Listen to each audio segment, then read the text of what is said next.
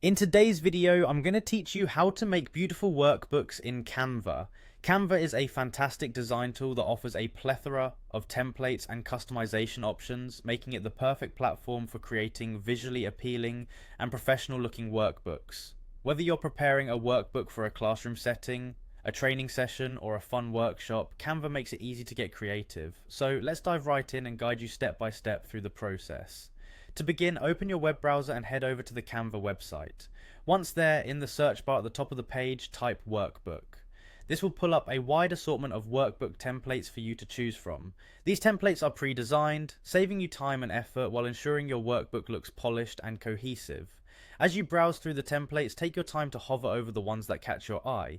Give yourself the chance to preview how many pages each template contains. This can help you anticipate the amount of content you can fit and help shape your workbook structure efficiently. After you've found the perfect template that suits your needs and style, click on Customize this template.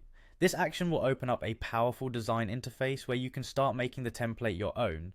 Here, Canva truly shines with its intuitive and user-friendly design tools.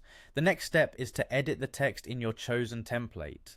Simply click on the text boxes and replace the placeholder text with your unique content.